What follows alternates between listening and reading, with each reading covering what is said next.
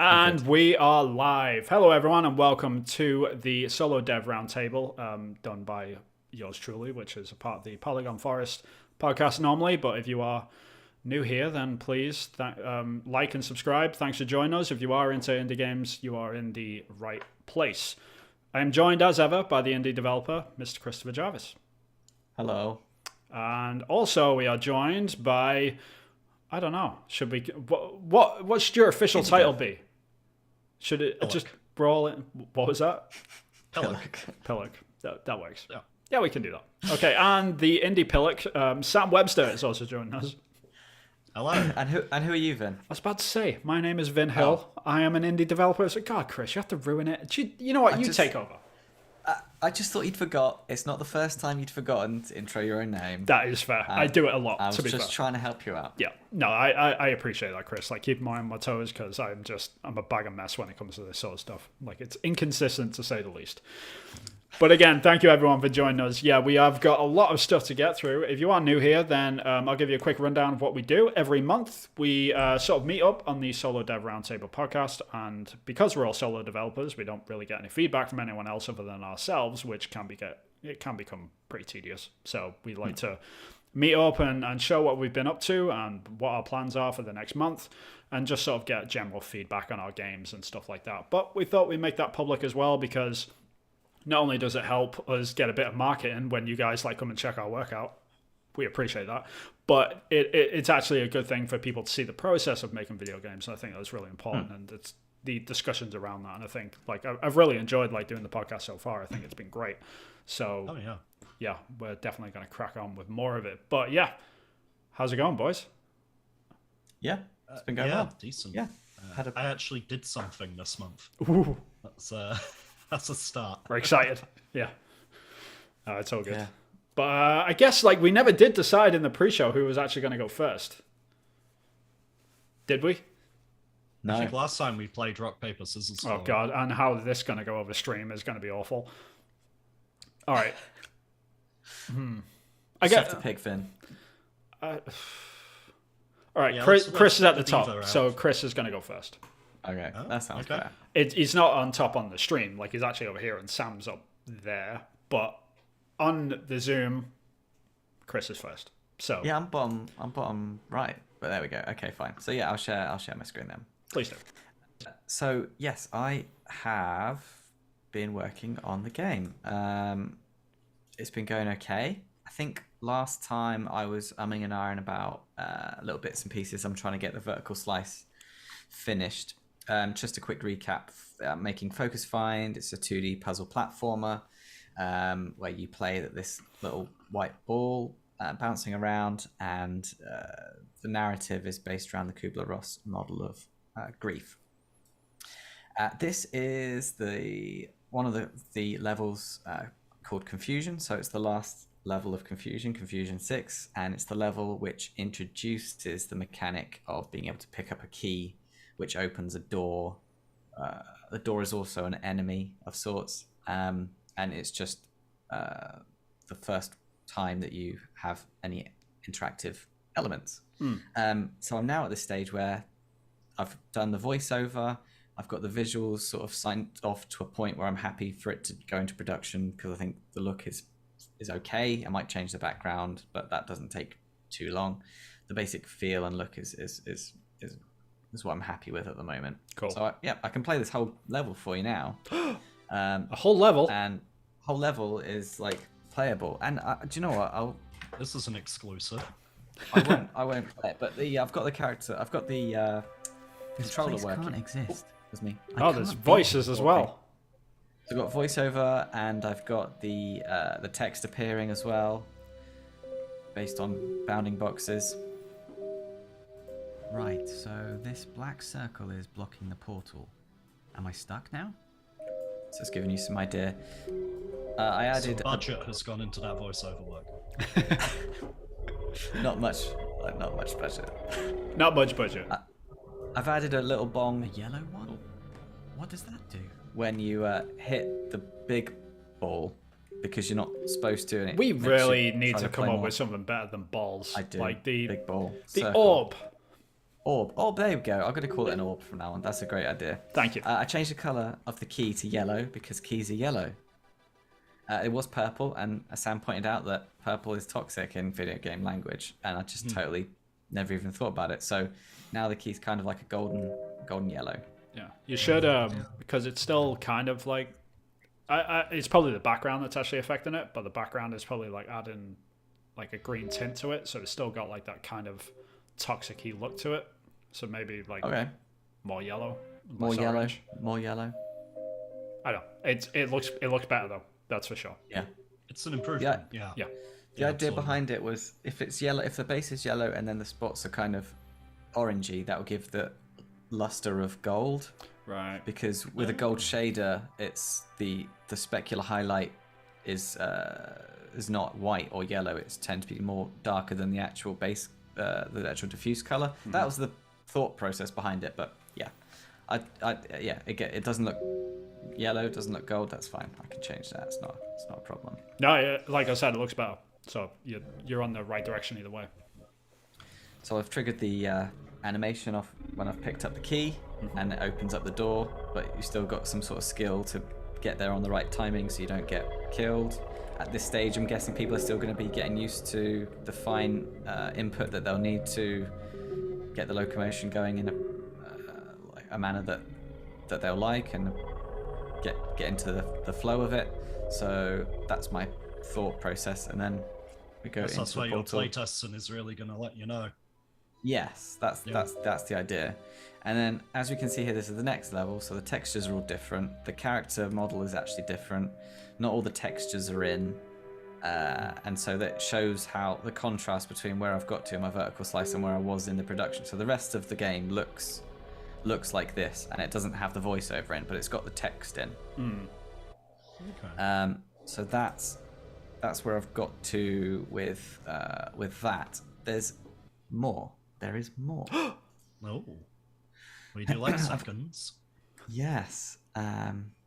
So I've been doing some menus. Yeah, we got a comment from Finding Chico. It says, is the music tied to movement? If it is, bravo. Oh, it is. It is. So yes, the movement is. The music is tied to the movement. So whenever you collide into a wall, it will play. At the moment, it's playing a random array. So each note is going to be played on a random cycle. Yeah. That took a long time to implement to make sure that the notes are playing in a nice sounding way, like not all playing all at once. There's a bit of a delay between when they play, so it doesn't sound like a clatter, and it sounds like each note is being played with purpose.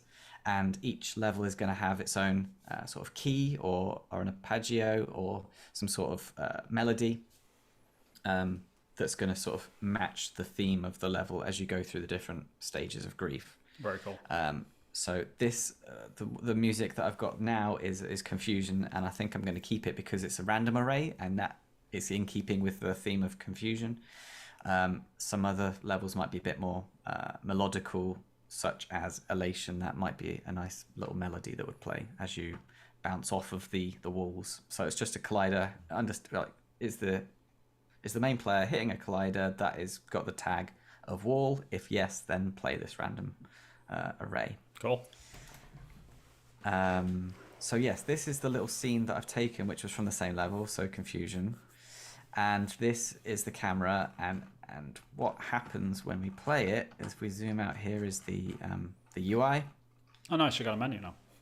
So I've got a menu here, and so this is the main menu. So we've got Start New Game, Level Select, and Quit Game. And I've put in here while I'm doing playtesting and things, which is a reset progress. So it basically just kills a debugger. Yeah. Yeah, it's not a debugger. It kills the save.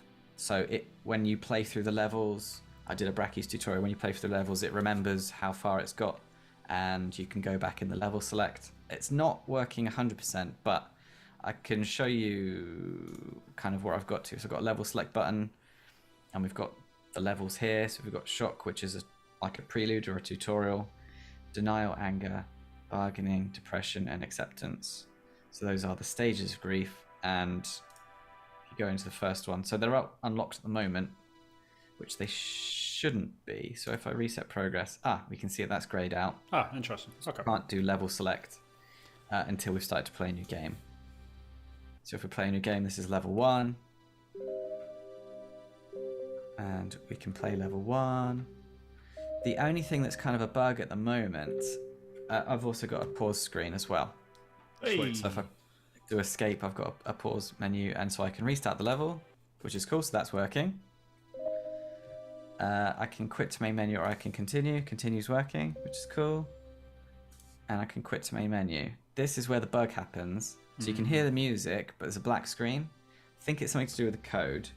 But again, just through being frustrated, I figured out a way to get around it for now, which is tap escape twice. So if I tap escape once, this pops up. And if I tap escape twice, then the main menu pops up. I think I might so know that's what a bit it of is. a bug. Do you reckon? Yep, I think your whatever your script is for your pause menu, because I bet escape is to get out the pause menu when you're playing the game, right?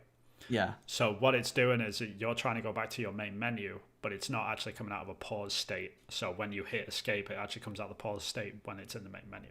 Does that make sense? So the pause state is still active, even though I should be changing scenes and loading the main menu So scene. wherever your code is, where it says, okay, change scene to main menu, like you should have your thing in there that says, like, okay, be no longer And paused. also unpause. Unpause that, and you'll probably fix it. That'd be my assumption Perfect. anyway, looking at it. Like, as soon as you said I hit escape twice, I was like, it's the pause state. Like, I bet that's what it is. But when I do level select, they're all in pause. That's all pause states, I think. Or maybe not. But interestingly, level select... Oh, wait, yeah, level select didn't work because we haven't finished the first level. Right. Ah, Oh, there's another that's bug. interesting. Okay, Now you can't start a new game. okay, that's interesting. I didn't actually check that to see whether or not it would work or not. Live bugs. Check this out. Chris is So- finding them on the go. I'm finding them on the go. So let's just go to... This is pretty This easy is the level. content we subscribed for. Hell yes. But yeah, since I had this bug, oh man, basically I watched 2 Brackeys tutorials of different years, and they were saying different things. Oh, I don't even have the pause button on that menu. But it should have saved the progress. So we can see here, now we've got level select. Right. So Okay, now so you that's do have an working. autosave going on. Yeah, so we're going to... Although they're all unlocked. So yeah, it's not working. Another bug.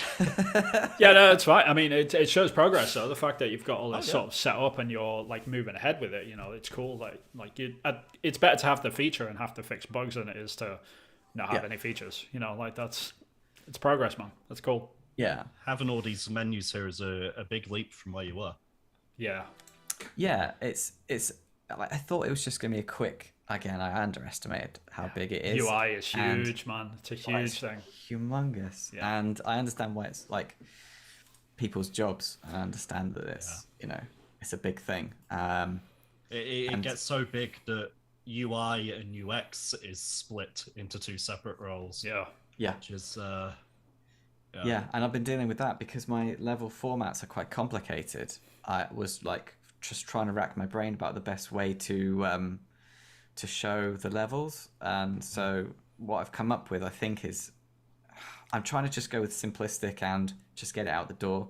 Yeah. Half the people probably aren't even going to go on level select. They're probably just going to play through it once and never play it again. So it's like a feature that like a tiny fraction of my actual audience are going to see. And so it doesn't really matter if it's that clunky because it's my first indie game. So, no one's going to know. is that But I just want it to work. I just want it to work. Because let's take any game of any size, and you look at, say, the trophy data, and you've got like completed level 1, 97%. Yeah. Fine. The trophy for completing level 2, 80%. By the time you get to the one for beating the final boss, it's like 14% of people. And you kind of have to think, it goes back probably about 20 years, but I was reading an N64 magazine, and they were basically asking someone, why is the ending to most Zelda games shit? And the guy just says, because we put all these dev hours into something very few people see. Yeah. Interesting. Yeah. It's kind of like who Money- watches the ending to like Grand Theft Auto games, you know, like probably hardly anyone, because everyone gets like 5 minutes into it, like, I'm going to see if I can get a 5-star. And then that's it. Like, that's all they do for like the rest of Yeah. their Grand Theft Auto for playing time. decades. Yeah. Yeah. Just getting There's chased still by people police. there's still people on Grand Theft Auto where they say, oh, this is my favorite game, but I still haven't completed the And there's nothing wrong campaign. with that, I guess. Like, that's the point, right? It's like the whole point. Like, if you get to a certain point in your game, like, yeah, I enjoyed it, but I'm done. I'm not going to finish it. As long as they enjoyed it and they enjoyed their time with it, like, ultimately, is that a problem, sort of thing? Like, that's a great question, but it's kind of like, should we be so concerned about getting players to the end of our games, sort of thing, if they've enjoyed what they got out of it anyway? Like, the important thing is that they enjoy it, you know? It's like Ghosts and Goblins, or Goblins and Ghouls, whatever you call it, that game on the Ghouls and SNES. Ghosts. Yeah, Ghouls and Ghosts, like, it's named differently in every country. It's annoying as hell. Yeah. Yeah, that game. I know like 3 people that have seen the ending to that game without like save states. You know, like it was impossible. Like, it still is impossible to finish that game without any cheats or anything like that. Like, it's really difficult. So like for that, like, is it a good thing that they made it that hard? Because you're basically playing the game over and over again. Yeah. You're getting content, you're getting time out of it, you're entertained by it, but nobody ever sees the ending. So it's kind of like it's the same with Dark Souls. That's like one of the big debates about Souls games, is the whole, it's too difficult to get to the end, so what's the point of making an ending, sort of thing. Most people don't even see the ending. It's like 15% or something of Souls players get to the end. Yeah, and is Sort it of just going to be a cutscene? Yeah, fair enough. Yeah. Yeah, it's an interesting conundrum, but you know, it's all practice into things I'm going to need later down the line. So it's one of those grin and bear it sort of things. And again, I'm just kit bashing different tutorials and smushing them together, and it's not surprising that it doesn't work straight out of the box by just combining things that have been done years apart for 2 different video games. You'll figure it out though. Using it for my game, but yeah, I'm happy with the progress I've come up with. So yeah, I'm just getting all the bits done that I can say, oh, I can actually finish this game now. So the next will be, so the next thing is just getting the bugs done, making the menu system work, getting it to a point where I can play like 6 or 10 levels in a row, start and stop the game, do all the menus, and then build the game, and then that's going to be a full working prototype. And then once I've done that, then I have to just fill in the blanks, really, just cut and paste and do everything I've done again and make it pretty. Fair enough. So yeah, that's cool though, man. Like, it looks like you've got over a hump, especially with the vertical slice. Like, if you've got a level that you're really happy with, and that's the sort of direction that you want the game to go in, that's really cool. So like, it's actually a really important milestone. The only thing I would say is, like, do not lose focus of playtesters, man. Like, that's the only thing. Like, now that like you've got that sort of plan to make them 6 or 7 levels or whatever, like, and you get that prototype into a build with the level select on and stuff, get that controller into people's hands, man. Like, you'll be amazed how much like information you'll draw out of that, and like you'll see the massive benefits of it. It's grueling and it's brutal and it's horrible, and you'll hate it at first, but you'll sleep on it a couple of days, like, you know what, that would make the game better, and it's probably going to help it. So Burkoff's made a good point that arcade style games shouldn't be concerned with getting people to the end, but story based games should be, and this is a story based game. It's like a start to finish I don't know, man. Like, you say that, but I would probably say it's more of a puzzle. It's a puzzle game. platform. It's more of a 2D puzzle platformer. You know. Yeah. And if people like puzzles, like, they don't care about their story or whatever, like, can you really argue with them if they're still enjoying it? You know. And if they stop 3/4 of the way through, like, I got what I wanted out of them puzzles. Like, I had fun with it. Yeah. If they're happy with it, it's fine. Yeah. Right. And if the 14% that finish it think of themselves as the super fans because they like the story, then that's great too. Yeah. That's fair. It's sort of like I've been going back to Tomb Raider a lot the past couple of weeks. It's one of my comfort blanket games. I've got this huge backlog of stuff I should be playing, and I still like go back to the same 10 games I've been playing for 20 years. And there's this really weird thing of, depending on my mood, I will either finish it to credits, finish it trying to get every single goddamn optional secret, but 9 times out of 10, I will play up to St. Francis Folly, the 5th level, and I'm good. That's my hit. Yeah. I've had my dopamine.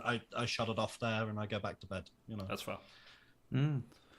So, what's your plan, I guess, like going forward for the next month, Chris? Like, are you just going to carry on with what you're doing, or is there anything specific that you really want to sort of achieve by this time next month?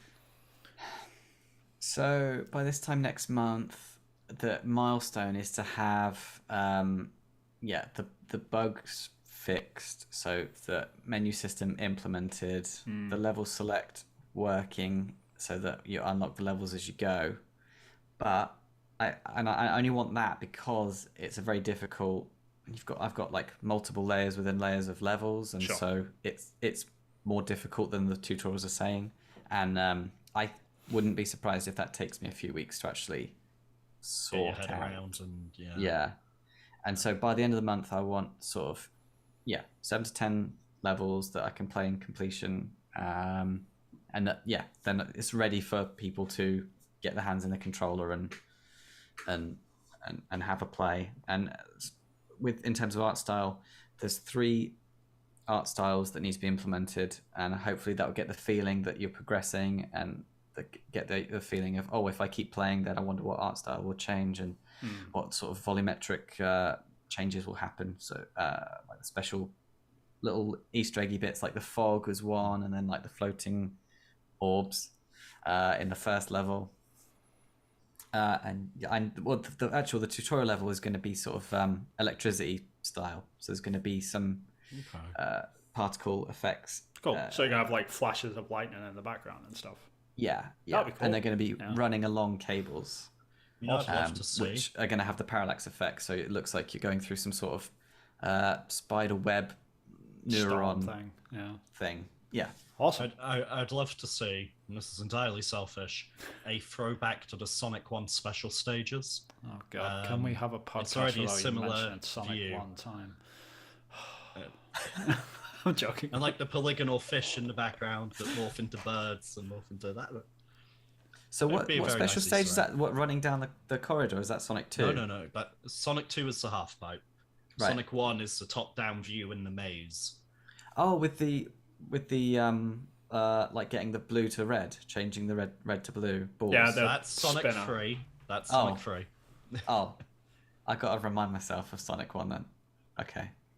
Yeah, because most of us haven't played it in 30 years, Sam. That's, that's I mean, to be fair, once Sonic 2 came out, there was very little reason to ever go back to 1. that's fair. That is fair. Yeah, that is true. Oh well. But thank you for that. I'll have to Google that. I can't actually remember the effect. I remember the level, like the being top down, trying to get the crystals before you hit like the walls that sort of end the level or whatever. But I can't remember like the actual background effect that they had. But yeah, check it out. Yeah. It was trippy. What I see of Chris's game reminds me of it in places. I think Yeah, there's some kind of. stuff you could okay. beg borrow steal. Yeah, I think the Yeah. balls might do it. Sorry, the orbs. The Orbs. orby walls. I think we figured it out, Like that's I think it. we figured it out. Keep it clean. Orbs. Yeah, Yeah. loving it. Cool. I'm going to use that in all the marketing. No, there'll be no balls. There'll be no balls in my marketing. Let's get the Duke Nukem voice actor to record Orbs of Steel for you Orbs and of play that on a loop. Yeah, do it. You should. All right, who's next? I'll throw my hat in. Go for it. Yeah. So, where's that share screen gone? There it is. Beautiful. That is the screen I want to share. So, catch people up to speed who don't know me. Hi, I'm Sam. Online, I go by Webster. Just my surname because I'm lazy. I am working on a top-down shooter called Crisis Island, which is gun, gun, gun, go, go, go, action, action, action. Think SNK's Shock Troopers or like the Rambo top-down game or I had a really good example in my head that's much more well. Super Smash TV, the obvious one. And you're sort of along the right idea. Now, I was on the same games art and design course as these two lads, admittedly in a different year to Chris. Since graduating, I've had 7 years in design roles, but none of them games design. So I sort of want to get that off my bucket list. Problem, I mainly know RPG Maker. I have limited experience with Unity, and I don't know how to code. Thank you for the lol, Finn. That's it wasn't a lol at you, it was a lol at Burkhoff, to be fair. So Okay. I'm not laughing at you, I promise. well timed. As always. Yeah. Ha! You don't know code. Anyway, go on. Yeah, I didn't. Like, August 19, I didn't know code. So the first thing I've been doing is following a stack skills course, and that is hold on, application.reload, that's good. And that's been around a space shooter prototype, so that's saying, move around, math clamp so that you can't go outside the borders of the screen, or just basic 3D models so that you're not getting too into art, as I'm prone to do. So this is, just basic, you shoot, you move. The bullets despawn once they're out of the screen area. Yeah. I also quite like this new workspace setup for Unity where I can see, the editor view and the game view at the same time. Right. So how did that feel when you got that sorted? Pretty decent, but I was mainly... These video tutorials on stack skills are good because he sort of gives you half the answer, sets you a challenge to figure it out yourself. And then the next video is like, okay, here's how I did it. That's great. Yeah, that's actually a really clever way of doing it. Yeah. And we have done some things differently, and there's some code in here that's different to the tutorial code, but we arrived at the same result. So I've been taking that and then looking at my game, which is a different genre, a different style, and seeing what I can beg, borrow, steal, using brackies where I can, which it's a shame dev yeah, sort man. of quit. Of all the guys that could have quit, like brackies, like where'd you go, man? Yeah, pain. And they had such charisma as well. Like the guy who presented that was just lovable. Yeah. So I've been bringing that into my pixel art top-down shooter. Cool. Which we can see here. So there's some new pixel art since you last looked at it. So we've got side-facing, and yes, they are unique. You can just about see her leg strap, and the hair is slightly different on each side. Yeah, I have to mention on that point alone, not having symmetrical characters for pixel art is people have no idea how much of a pain in the ass that is. Having to, because it goes for everything. It's not just the side walk cycle or the roll or anything like that. Every single animation that turns to any orientation, you have to do it twice basically, which is annoying, but it's worth it. I think it adds something. No, absolutely. And there will be more variation. I want to put a patch on one arm, but not the other. And this is stuff I can do later, but right now she's running around. I do want to get 8 directions rather than just the 4, at least for the main character. So you can see there's some hidden objects on the top screen, which will be my aiming cursor and my fire point. But I got my collisions working, so I've just got some basic geometry in here to test the collision. I can aim, so now that invisible object has become my crosshair. And she follows that. So what it means is I can run backwards. It's like a strafe almost as well. Yeah, that's great. Exactly. She points where the cursor is, not where she's moving. Yeah. Then when I let go, it takes a second or two to get rid of the cursor, which is mainly for people who are using a mouse. And then it goes back to... So it just switches the priority, and that's based on a ball. Just is aiming on, that feeds through to the animator. That's cool. Yeah. Probably, actually, if I go to player, because the player is built up of multiple parts. Player body. There we go. And let's zoom in on that bit. So it's very, very simple. Just an idle and a running on the player at the moment. And those all go into blend trees, which handles the up, down, left, right for me. Yeah, clever. The dodge roll is implemented as an animation, but the arms, which are a separate object, don't disappear yet while you're dodge rolling. And the graphics looks very painful. Looks very painful. Arms disconnect while she rolls. Yeah. And is it gonna implement a move as well? So when you dodge, is it gonna shoot forward that you can't? So you won't be able to roll on the spot if you like. Yeah, absolutely. Yeah. She will. I want her to go 3 tiles in the direction she's facing. I did do player RB.add force, and then the last facing vector Yeah. times the dodge distance times time dot delta time, and she never stopped. It's funny, like I knew that was like as soon as you said that I was like, because I have done this exact same thing with my character controller, which I did last year, because she had a dodge roll on her as well, and just like trying to solve this problem in particular of trying to move the character forward on a dodge roll is just like, it's such a pain, like that. But once you get it, like it feels great, like when you hit the button, because even like you'll figure out, like you'll probably go through the same phase which I did. You hit the button and then she snaps to the right place, and you're like, okay, that's sort of progress. And then you got to move her like to it, and like just trying to figure out the speed in which she moves and all this sort of stuff. Like there's so many headaches, but once you figure it out, like it'll feel great. Like the animation looks great. That's the main thing at this point. Yeah, but once you get it, it'll look great. Yeah, thank you. I've been practicing sub-pixel movement. Yeah, a lot in the animation, but as I'm going to try and cover a good chunk at speed. So I can shoot now, and then you can see just down in the bottom corner it's come up reload in the debug, and I can't shoot anymore. Yeah, I have a reload button, so now I can shoot again.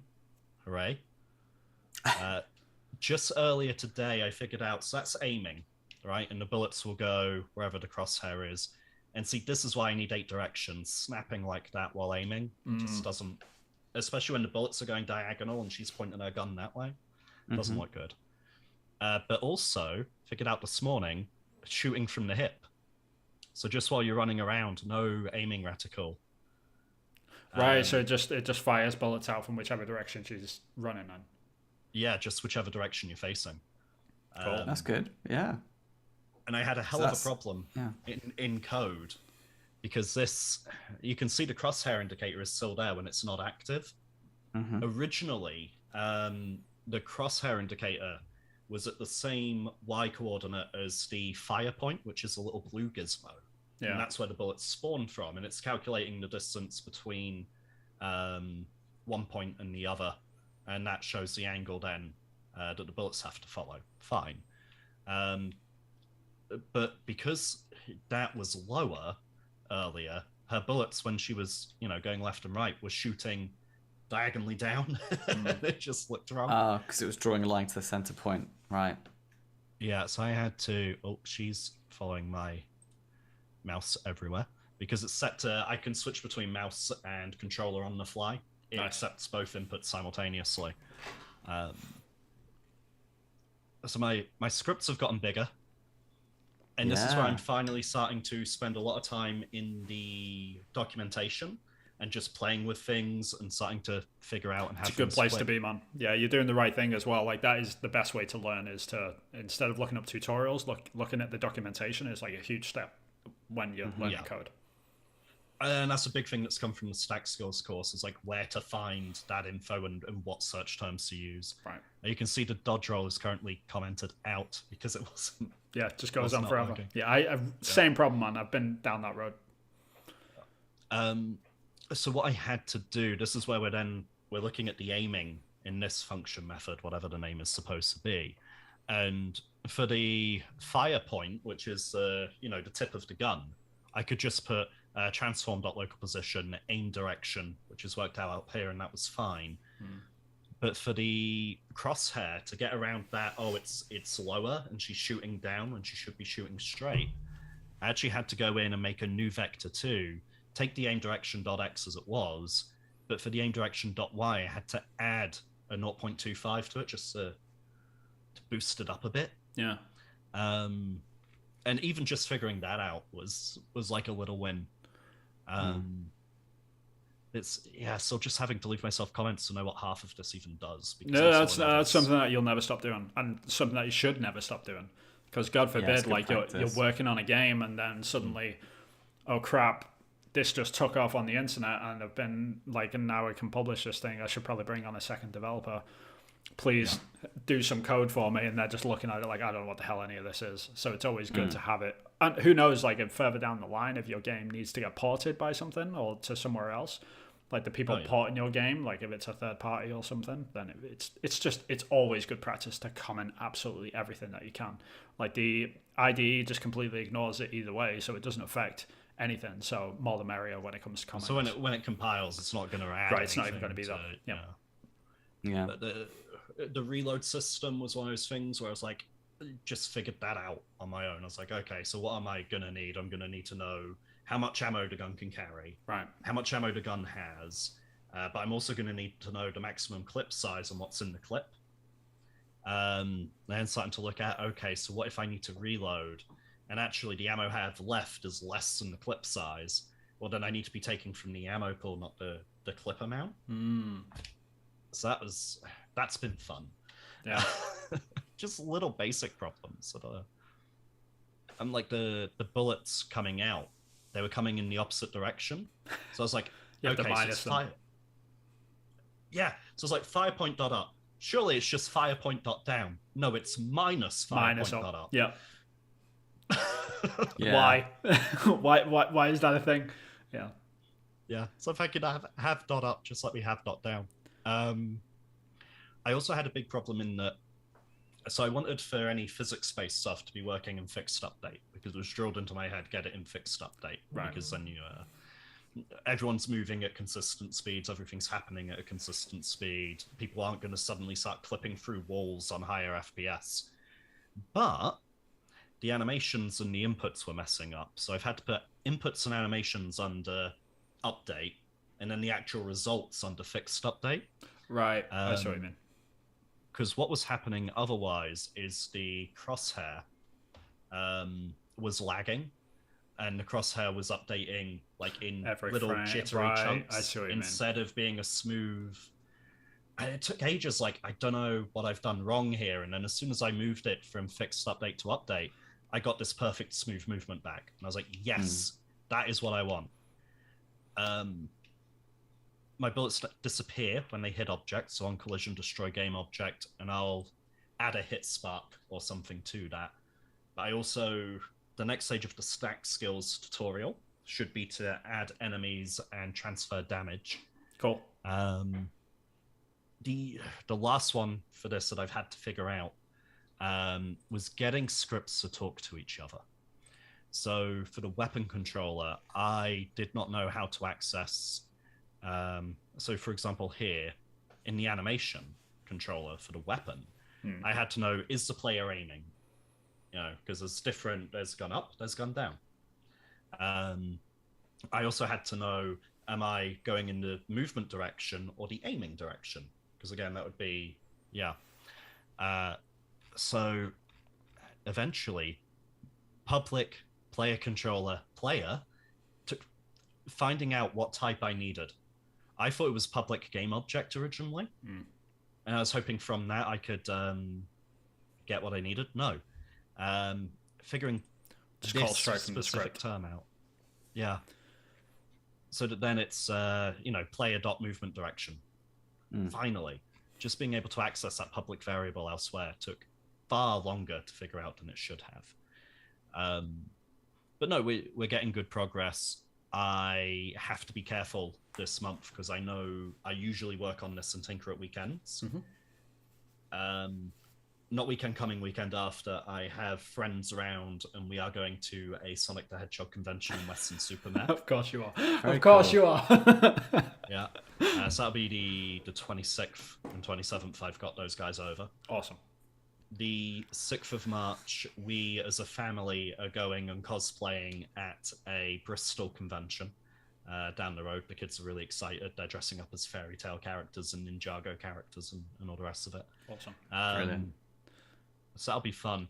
But that's like 2 weekends gone out of typically 4 in a month. Yeah. So I'm like, I might need to get strict and give myself some evenings or do something.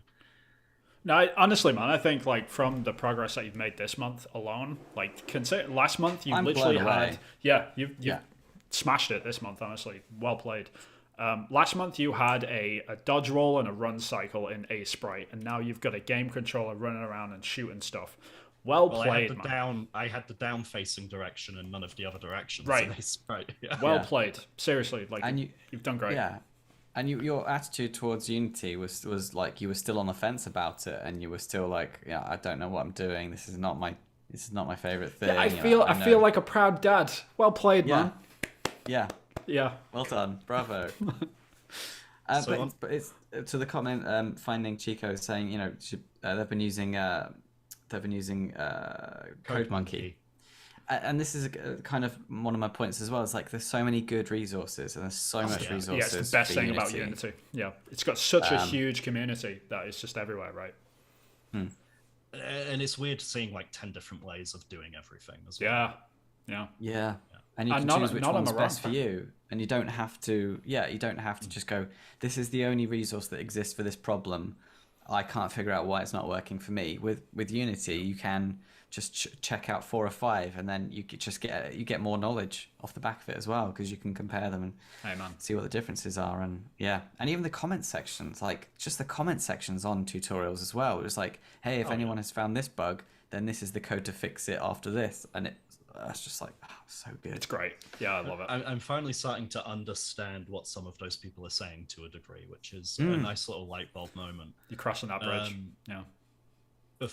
Before we went live and recorded, I warned these two. I said, there's something I'm going to show that's going to make Vinny go, yes! Good on you. And that's that. I also teased there's something that's going to make him go, for fuck's sake. So last time, when I was having a crisis of confidence, if you want to call it that, I talked about maybe go back to my comfort blanket of RPG Maker and make this RPG where you play as a goblin or an orc. Essentially, you're the bad guy, you're the monster. And you're after the hero's party because they slaughtered all your family while they were just level grinding. I love this. Yeah.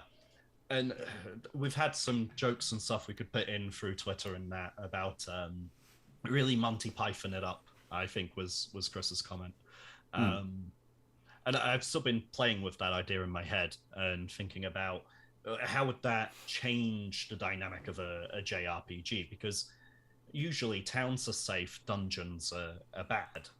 But actually, if you're the monster, then the town is bad. Interesting. And, and the dungeon is safe. And it's like, so do you get your weapons and stuff from a dungeon? How do those monsters live? What does that look like? And then how do you stop the towns as dungeons getting samey? So there's a lot of interesting things you could play with there. I was like, but limited to RPG Maker MZ, which I'm not thrilled with MZ as a product. It's you've mentioned before it's made some changes that it's detrimental to the community and all that sort of stuff. Yeah. So let's annoy Vinny now. Do I have to look at this? This dropped a couple of days ago. Oh, another version. Maker Unite. Unite. Okay. There's a reason it's called Unite. Should we take a look at the press release from Kadokawa? Oh, God. Yeah. Do we have to? I'm just running with this trope right now. Go for it. Gotcha games. I tell you what, with the ripoff that MZ was, that is fucking appropriate. Yeah. Yeah, they got my money, that's for sure. Get ready for a new chapter of the RPG Maker series. We, Gotcha Games, developer of the RPG Maker series Codeless Engine, is thrilled, that should be are thrilled, because they're a group, not a singular, to announce see, it's plural there, singular here. Get on with it, Sam. Poor press release. Thanks for bringing that up. Our latest product, RPG Maker Unite, an ambitious project aimed at making development on the industry-popular Unity engine more intuitive and fun. Yeah, there's a face. That's a face. What? He doesn't know what's happening. A radical reapproach to Unity game development. RPG Maker Unite, currently slated for a 2022 release on Windows and Mac, will leverage the highly popular... Leverage on. No, you don't need on there. We'll leverage the highly popular Unity engine and aim to make RPG game development more intuitive and fun for anyone than ever. I mean, that should be everyone. More fun, yeah. More intuitive and fun should be more fun. Wait, let me get this straight. So it should be more fun and intuitive. Does this mean that it's going to be a plugin for Unity that's going to convert all the tools to like look like RPG Maker, so our RMXP like people can like use it, or is it a whole new thing? So RPG Maker Unite is, from what I can tell, because I've released very limited information about this so far. I mean, they really, for a lot of texts, they say very little here, and this news has come out this week. But it looks like They are taking the what you see is what you get tools and converting those to be plugins for Unity.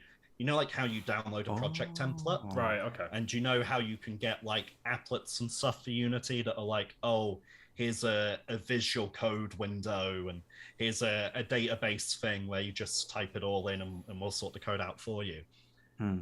From what I can tell, it's that. So sort of, I think what they've seen is a lot of people graduating from RPG Maker to Unity. This is a losing response. A lot of, yeah. If you can't beat them, join them, and we'll integrate with Unity. Honestly, you were anticipating me to be like, oh, get out of here, Sam, with this annoyance. This is a great piece of news to me, honestly, because it's got nothing to do with the problem which I have with RPG Maker. Honestly, it's got nothing to do with the community that are behind it. It's very much to do with the program itself. It's limiting as hell, just in terms you can't export to anything. It's got a reputation. Like, if you remove that by just saying, okay, RPG Maker community, you can now just make games and you won't have any of that weird stigma. You'll be able to export to everything that you can. You've still got all the same tools in your toolkit.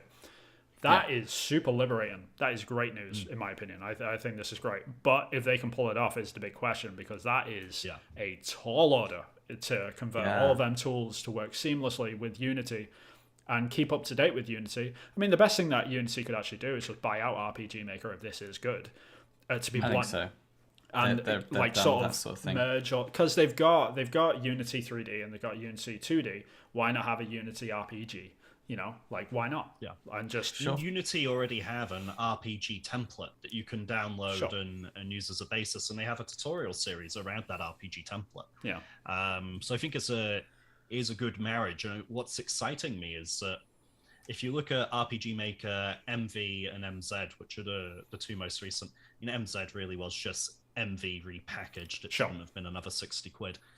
Grumble aside, you had to learn JavaScript and get very familiar with their proprietary setup and code libraries to then really bolt on or do anything more than what came out of the box. Right. But if I'm learning C# and Unity anyway, then I'm already going to have a greater degree of flexibility than I would have had relying on what RPG Maker gives me.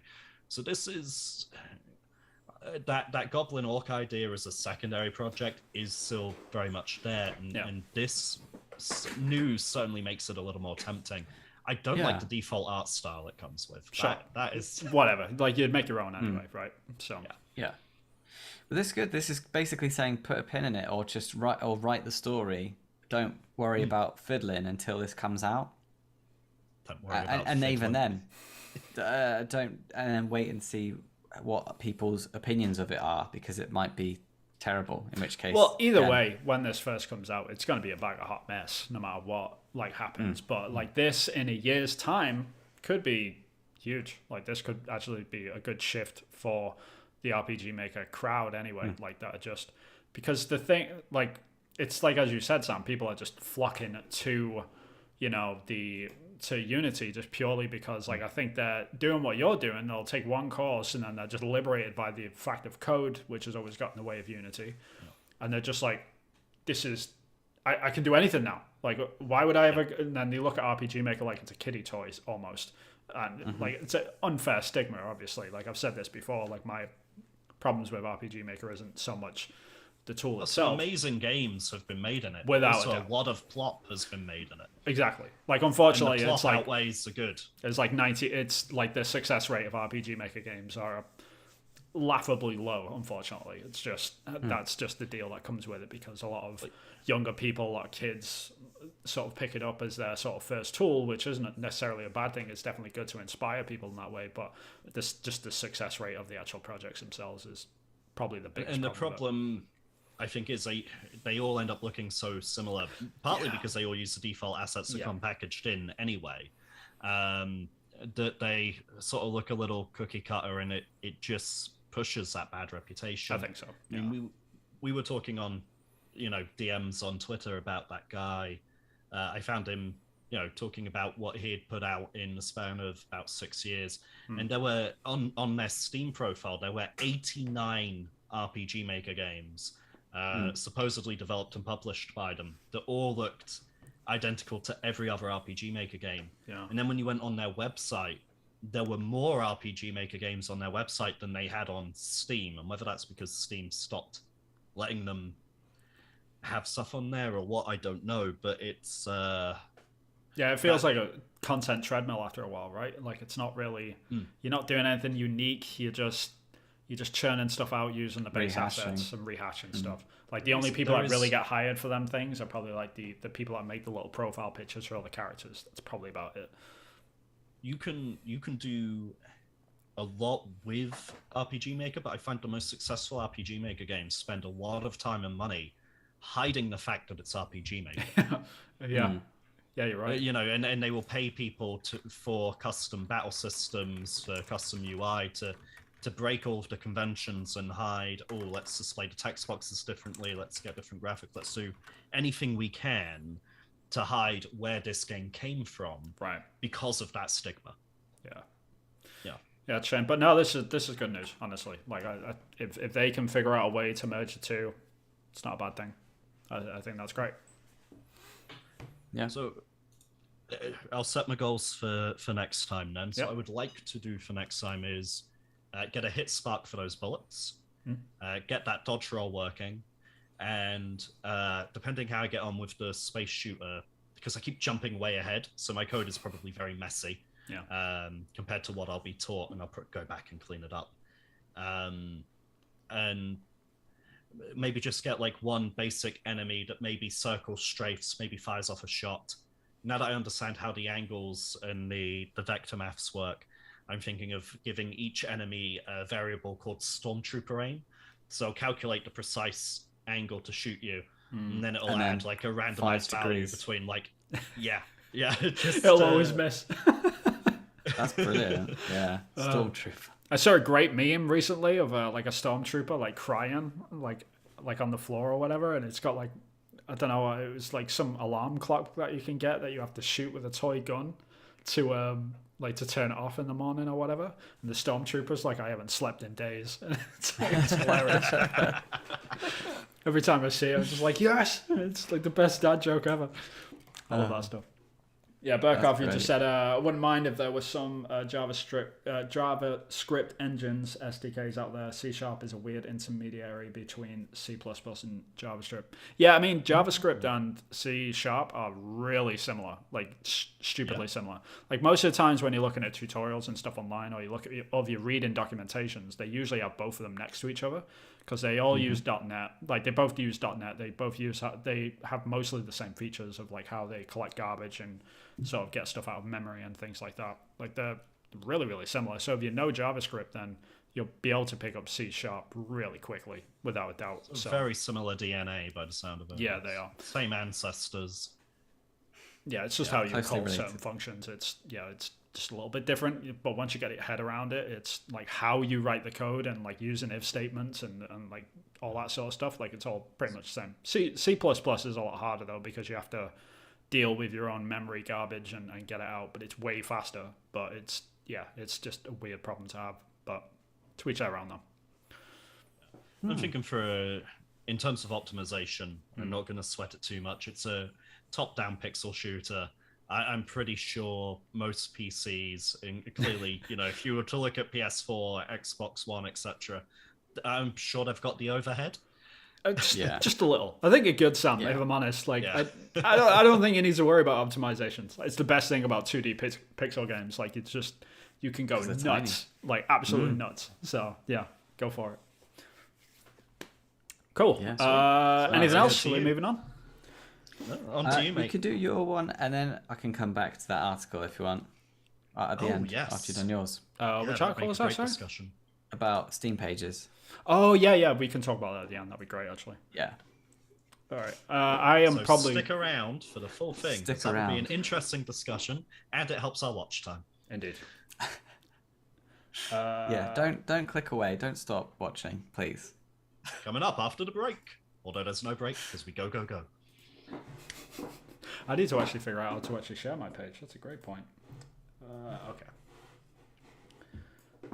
Yeah, I'm probably going to... time to subscribe to the channel Yeah, please, Chris, Some take it dead air. away about that stuff. Go. Yeah, and like the video, because that helps us out. Do the little bell icon. You are god awful at this. So you YouTube's current algorithmic mess, the best thing you can do is A, interact with the video in any way, be that a like, a comment, a share.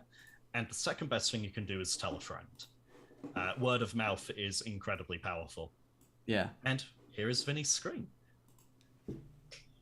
Look how good that was. Just say, Thank you, hey, guys. It's Appreciate that it. viral zombie guy. He's doing a step-by-step guide on how he's making his Yeah, game I mean, I progress. probably should address that, right? Like a couple of weeks ago, I guess, I posted up one of my weird little videos, like just a normal update, and it sort of took off and exploded, which was insane. Like, I was not expecting any of that. Like, it was kind of nuts. Like, it's just a zombie at a fence, something that I've shown over and over again to you guys, and stuff that that I've been showing on Twitter as well. It just so happened that the algorithm caught that one. And I gained 2,000 subscribers, 2,000 followers on Twitter, which was sort of insane. Like, that was sort of nuts. Yeah. And It's overnight. pretty much, and that Yeah. was a week. I mean, I was talking to Chris in the background, like, while all this was sort of happening. I kept getting messages from publishers, like, asking me if I needed funding for Yeah. this thing, and I'm like, just leave me alone, man. Like, I'm trying to figure this out first. Like, I'm just making my little indie game. There was literally no actual core gameplay happening, so no one actually knew what the game was that you were doing. They'd like, oh, that's a cool zombie. Do you want some money? I'm like, what? Get out of here, man! Like, Yeah. you don't even know what I'm making, and it just that was sort of insane. But like, I do have to You say, want to mint an NFT of the GIF. I did actually get asked that, to be fair. So Oh no! yeah, and I told them to politely, yeah. Stick it where the sun away. doesn't shine, if they could, because it's not a real thing. Haha! I see what I did there. Yeah, so that was a week basically, and I want to say thank you to everyone. Like, if you are watching this off the back of that, then I really appreciate it. But like, there is a long way to go on this thing. I'm still in the prototype stages. I don't need anyone else's help yet. I really appreciate to all the developers that have gotten in touch with me, asking if they can give me a hand and all that sort of stuff. Like, again, really appreciate it. But I'm just doing what these guys are doing, and we're soldiering through, and we're going to keep doing this podcast. So if you do want to see more of it, then please like and subscribe and all that sort of good stuff.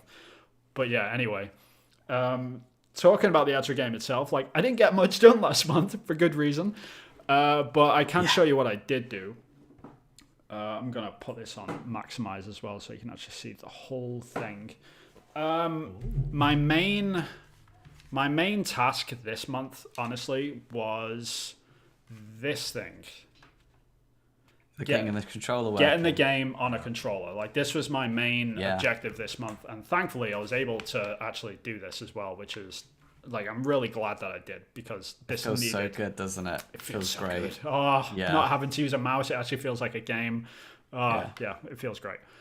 Being able to, like, walk up to stuff and interact with it on the controller and it, like, actually working is, like, I've been meaning to get around to this for a while, and I just hadn't. And like, I'm so glad that I finally got around to it.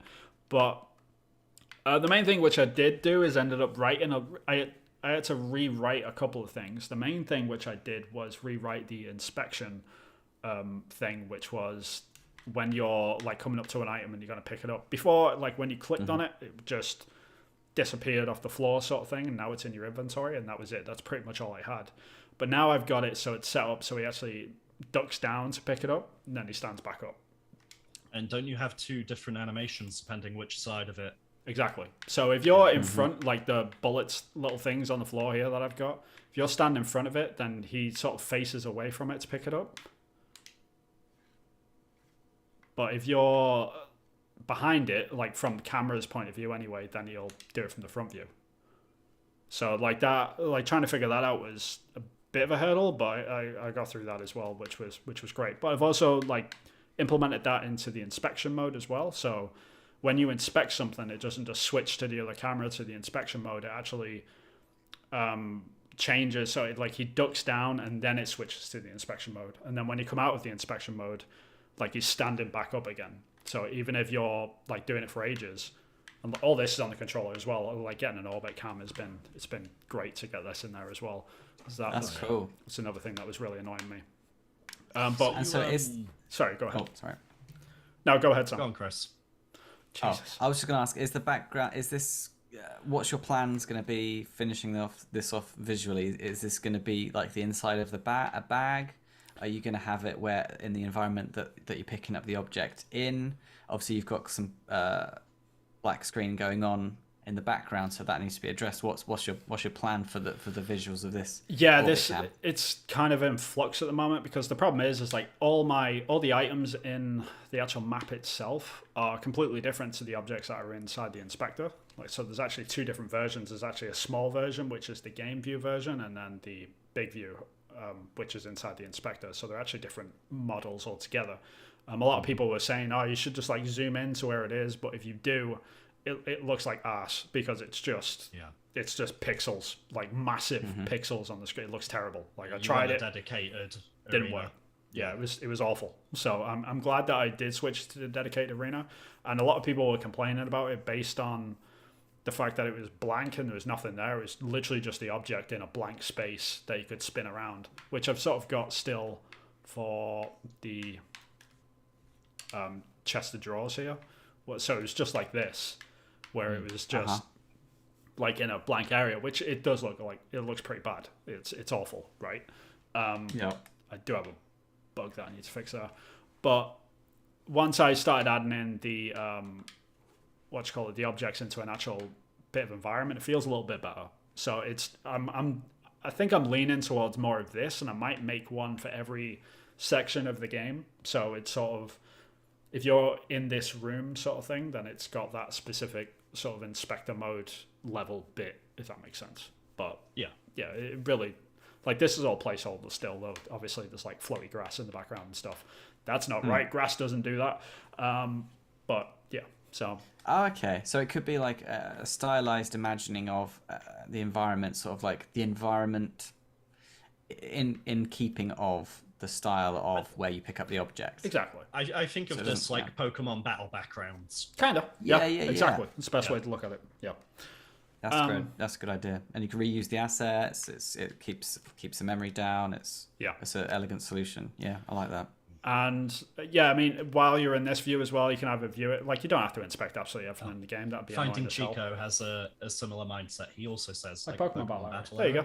Yeah. And he likes your placeholders in the background. Well, yeah, Or apart from she. It could be a she. I'm floating honestly unsure. Hey, floating grass.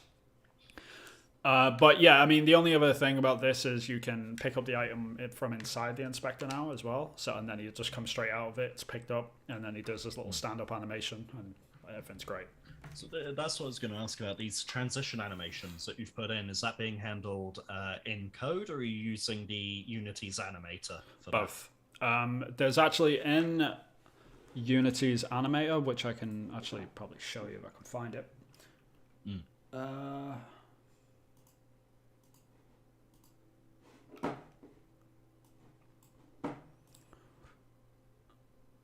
So yeah, when he ducks down, there's actually like these event calls that you can put in. Okay. Which, so you've got your normal animation where he's doing his thing. But because of this player event call, I can actually add a class script to it. So like as an animation's playing, when it hits that flag, then it'll play a piece of code for you, basically. So like as it hits, like as he ducks down to pick something up, just as his hand touches, there's a flag on the go down one, which is here, and that basically that piece of code is when the camera switches to the other controller. And then there's one for the stand up as well, so if the inspector is sort of in play, then it'll basically cut out halfway through and pause the game. But in the background he's actually still just running through his whole cycle, which I can actually show you, like behind the curtain sort of thing. It's just sort of like hanging out. Yeah, he does like his duck down, then he stands back up in the background, like when I am looking at those something. post-processing effects pop in there. Yeah, there you go. So with that, so if you watch him on the right-hand side, he stands back up. He actually stands back up, but then when I actually exit out, then he plays the standing up animation. So it looks like he's been ducked down the whole time, but that's not actually what's happening. Ah, interesting. Don't tell anyone. So a few people approach stuff like this. Have you ever watched a show called Boundary Break on YouTube? Yeah, I have sometimes, yeah. Yeah, so it essentially takes free cam mods for games and looks at what's actually happening behind the scenes and how are these cutscenes working and that. And a really popular one he's come across is just items being scaled to a size of 0 to hide them. Clever. It's genius. Yeah. Yeah. And then they just scale it back to 100% when it needs to be back on screen or back in the shop. Yeah, it's genius. Cause like we've obviously got other ways of handling that now. We can just like make objects inactive or whatever. But like back in the day, yeah, that was the best way to get rid of stuff and to hide it, because it was just way more code to hide like the meshes and the collisions and everything. Well, especially when they still needed a reference to the object in the script, in the scripts as well. Because technically it's still there, you just can't. I actually have a similar thing on my game right now. Like that problem exactly in particular, I sort of ran into that myself. I can show you an example of it. Yeah. But my inventory is the same because my objects have to remain active even after you pick something up. So if I go over here and I pick up all these bullets, like if I'm not spamming it, I need to fix that. Pick up the gun, I got all this sort of stuff. So like I've got all those in my inventory. They are actually like all the scriptable objects. God, I can get my words out today. Are inside of the player as well, but there are like items that are floating around underneath the player as well. And what are those items? They're all the things I've just picked up. Ah, they're floating around beneath you. Yeah. So if I can. I don't actually know where they are in my hierarchy. They are somewhere, but yeah. Yeah, and this is another sort of boundary break thing. The amount of times he takes like the camera under the floor and just like the player's entire inventory is just hanging out in the void under the floor. Tell you what, that way I can demonstrate this. Right, just keep hold of that bullet. You'll be able to see it. Probably snap. Yeah, right. So yeah, I've still got it. So it's basically underneath his feet, but it's turned off. Like the mesh is turned off and the collider's turned off, but the script is still playing. So if I do need to call it and drop it again, like it knows like, okay, I've been called, and then like it gets moved to like where his hand is or whatever, and he drops it on the floor. So it's always like sort of active. But I did, that's clever. Yeah, I set up all these gizmos sort of thing to show that the object's in range and stuff like that as well. Like this guy, which is, yeah, it sort of updates as it goes. So it turns green when you're in range of it. Yeah. So it's stuff like that. Oh, that's cool. I like that. Yeah, I'm trying to think of what else I worked on this week. Oh yeah, I did experiment with something, and I put like a thing out on Twitter just to see like what people thought of it. But I'm still going back and forth on this, which is like Zombie McBiteface over here is like trying to eat my face as always. But when he does like get a munch, basically my camera angle changes, and I was experimenting with Cinemachine to sort of get this set up, and like including movie bars and stuff like that, and then it snapping back and then being able to put it all back. But it's just, I'm not sure if I like the camera sweep yet. I don't know if it's just a matter of me coming up with a better angle or a better camera track so it looks decent. You are a fan or you're not? I am a fan. Okay. There's something broken sword about it, which, given the vibe of the rest of your game, is... yeah, I'm kind of going for that. It could be it's just a simpler solution, because only with that, where it pans, because it's not a pan. What's the right technical term? Because it's not actually a pan. You're doing a sweep. It's more of a sweep. Yeah, it's a sweep, isn't it? So you could just try and like dolly in and try to see what that looks like, because that could work. You'll have no clipping. You won't need to worry about what's off the screen. You can still have the lines, and you still have a bit of movement, and then you've still got that perspective, which is because what you're showing off is, hey, this is 3D, and look at the perspective. That's what you're basically showing off with that, which is great. If you do a dolly in and you have the camera move, then you get that change of perspective, and it's doing the similar sort of thing, not as dynamic, not as interesting possibly, but you probably won't come across as many bugs. Yeah, that's true. And it's like a copy and paste jobby that you can do, so you have to do it once. That could be worth a try. Yeah. It's also the sort of thing drop it where... and save yourself some time. Yeah, that's fair. it's also the sort of thing where you could leave this in as proof of concept for now while you're making a vertical slice. And then when you go for like a full release, that feels like a tidy up polish. Yeah, that's literally why I've not touched it anymore. Like I put in the new camera and then I made a transition to it, and that was it. And I was like, all right, call it a day, it's done. Like it's good enough. Like move on, sort of thing. So like I'm not going to play around with like track systems or anything yet. I mean, you can do that in Cinemachine. It's fairly easy to set up, but I wanted to get like people's top level ideas on it. And I was watching which channel was it? I think it was Mix and Jam, the name of the channel.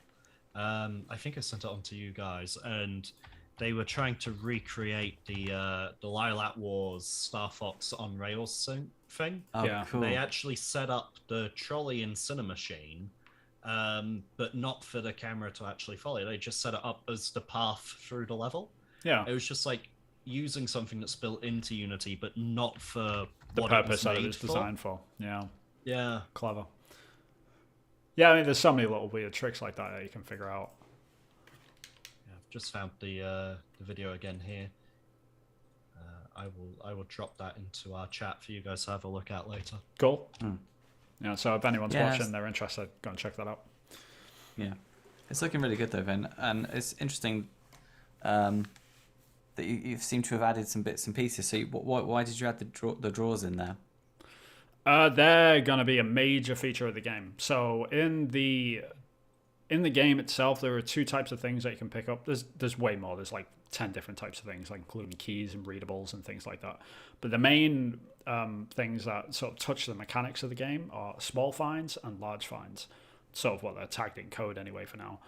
The small finds are like these things on the floor, like these little guys. If you click on them, it goes into a small finds inspector, and then it goes into this, and you can pick it up and move it out. And everything in the small finds section of the game, you can pick up and you can put it in your bag. And I mean everything. It's one of the main features of the game is for you to be able to pick up absolutely everything in the game if you wish. You can be a masochist and drag it around with you if you wish. Go for gold. It's not going to help your situation, though. You need to think about it. That's the whole point of it. But Large. there's no over encumbrance, I think you said. There is a little bit. I think what I'm going to lean on is like every item that you put in your bag, like after a certain point, it's going to slow down the character controller just like a fraction, like that you will never notice. But if you suddenly carry 50 too many items, you're just going to be like really slow mo. And I'm really looking forward to like the moment that people think, why does my character feel so heavy? And then like, oh, okay, I get it now. Like I've got to start like getting rid of some of this crap. Can't just do a walk Mary around. Poppins thing. We get all the stuff out of the bag. Like the lamp, you know. Yeah. Oh, don't need that. Okay. That's another thing why I wanted to sort of restrict it to small find items, because if it's small, if it's something that you can fit in your hand, then you should be able to pick it up and put it in your bag. In theory, even if it's 1,000 items, like the bag isn't going to get bigger. I'm not going to do anything like crazy like that, but it's all going to be like you can pick stuff up and put it in there, no problem.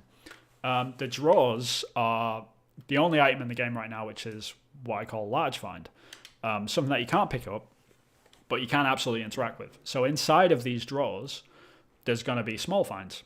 So it's going to be an inspector within an inspector sort of thing. So what I want to be able to do is like when you're walking through the houses, you see chest of drawers, you see the mailbox on the fence, for instance, you see the bin which is next to the house, or the trash can, wherever you're from.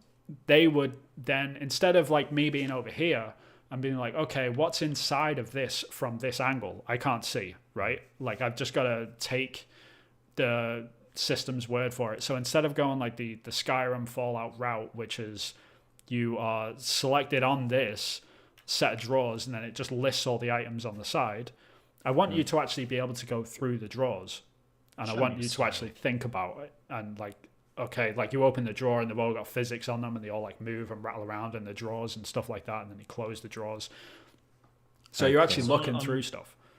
On top of the drawers at the moment, you have a newspaper. Yep. And Burko in the chat is asking if you're going to have any in-game and flavor text like newspapers, diaries, and notebooks. That is going to be the main drive of the game. It's going to be kind of like a point and click adventure game. It's going to be like that, where it's heavily reliant upon you reading stuff. I'm still debating like how far I want to go with that. So like if you pick something up from within one of these houses where the people that used to live there, sort of like if you find something from their life, am I going to play a cutscene where it's like ghostly apparitions of them people in their old house walking around having that conversation, or am I just going to have it as text? Am I going to hire a voice actor? You in the book, right? Resident Evil style, you in the book, flipping lonely through the pages. Yeah. And it's still it's up for debate, like which way I'm going to swing on that. But yeah, there is going to be a heavy emphasis on reading stuff and picking stuff up and inspecting it and thinking, what the hell is this for? Like, why did they use this? You know, like I want that experience, because that was the main drive of this game more than anything, is to have that just going through trash and trying to find relevant information. Like, I'm a sucker for them type of things. So that's the sort of game that I want to make. Oh yeah, you're a human raccoon, yeah. Pretty much, yeah. Like a lot of people, like, it's been interesting because like after the sort of Twitter thing which happened, it was very much like a lot of people had these weird assumptions about what the game was gonna be based on what they saw on the videos and stuff. And it was really fascinating, like going through and seeing what people thought the game was gonna be, and me just being like, nope, it's not a survival game. It isn't. Yeah. Sorry, it's just not. Like, I'm not making that sort of game. Like, I am. And not there was making... the one guy that's like, oh, why did you have to do a zombie game? It looks so good, but you have to have violent zombies. Come on. Yeah. Can you take the zombies out? And I was like, Can't no. you put something nice into the world. Yeah. There's enough of those games, guys. Like, you can play Animal Crossing. Get off me. You know, like, it's like, this is the game that I want to make. Like, I don't want to make a survival game. I want to make a game where you're just going through trash and trying to figure out other people's lives. There are zombies in the game. There are zombies that you kill occasionally, but they're done very much in like a puzzle way. They're not like you like shoot bullets at them like Sam's game. Like, no disrespect to that whatsoever. It's just not the type of game that I'm making. Yeah, we're going for very different feels. So in mine, I want people to feel empowered, and I want them to have fun, and I want it to be fast paced. And yeah, you'll mow 100 guys down. Sure, it's just adrenaline, and it's very surface level. Yours is a little deeper, a little more thoughtful, a little more. Stop and smell the corpses. Yeah, but mine's also like very hyper, sort of scoped down as well. Like, I'm gonna be like my game is quite in a small area. That's another thing that's been really interesting, seeing people like talk about, like, oh, you're a solo dev, I can't wait to explore the rest of this town. And it's like, you're gonna be disappointed. Yeah, that's not happening. No. It literally takes place in these two houses, and that's about it. It's about you just going through their stuff, which I'm really excited about. This is the sort of game I want to make, and this is the sort of game that I want to play. And if people aren't happy with that, like if the 2,000 followers have just got like this assumption of what the game is going to be, and this isn't it, then I'm sorry, I'm not gonna shift that. I'm gonna ball right through and enjoy it. Yeah, I think it's a great opportunity to like subvert their expectations and, like, you know, have a nice pleasant surprise, you know, based on what they got hooked on, which is, you know, the very you know, the cool animation, a very appealing thing, because it is catchy, it's appealing, it grabs your attention, it looks brilliant, and I think it's gonna be great fun. You just enjoy subverting their expectations with it, and like presenting what sort of game you want it to be. I think it's a great introduction to people that might not play this sort of game that you're making. Right. I just love how that zombie, the closer you get to him, the more he acts like my guinea pigs when I have a cucumber. Yeah, he's got 3 states, like idle animations. He's got like this guy where he's just like breathing heavily and he's just like looking around or whatever. Like, I do want to like kind of make it so he's like looking around a little bit more, so he's not looking at you specifically. But then there's a second state like this where he starts like biting a little bit. And he's I didn't notice that before. Yeah, most people don't. And it's like, I like playing with this sort of stuff, and he's just like, he's getting a bit more agitated. He's like, oh, he's getting a bit more there's a dude over there. Are going. Right. Like, it's sort of like twitching and stuff, and then when you get to this stage, it's like, oh, I want him, sort of thing. So I'm really enjoying doing that sort of stuff, and I'm gonna lean heavily into that more than anything. It's just this, like, that level of detail. I think it adds so much to this sort of stuff. Like, just being like the fence moving in 3D is that, I think that's been a massive draw for a lot of people as well. Like, the pixel art actually interacting. It's the same thing when you go up to these and you actually like pull on them and stuff, like it actually feels like he's actually a part of the world. He's not just like a pixel 2D plane in a 3D world sort of thing. He's actually interacting with stuff. Reminds me of that PS1 low poly vibe where it was, the textures were like 16 by 16, maybe 32 by 32. It was essentially pixel art plastered on. Oh yeah, models. Sega Saturn was great for that stuff as well. I've been on my Sega Saturn far too much to pass it all night. Good times. Yeah, the arcade. the absolute last thing which I worked on was I made a new shader for my actual character as well, so he receives shadows a little bit better. So you can't really see it anywhere because it's not really. It's going to be a lot better once it's in. That way. Once like you're inside the house, I think you'll be able to see it. Like when he passes by a window or whatever, there's going to be a nice like rim light on the side of him and stuff. That's good. So you can kind of see it in the porchway here. Yeah.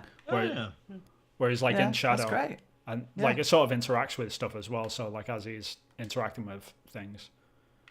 I don't know. It's going to look pretty cool like once it's inside and stuff. One thing I did want to ask is if you're going to have text, if it's going to be text-based element of reading, I guess you've got to think about how do you distinguish visually what's going to be set dressing? Like, can you read newspapers, or are there going to be newspapers that's just going to be sort of low poly pixel art, and then when you have an item that you can pick up that you can read, is that going to look? Is it going to look different? Is it going to maybe use like a glow or something to distinguish the fact that, oh, this is a readable item?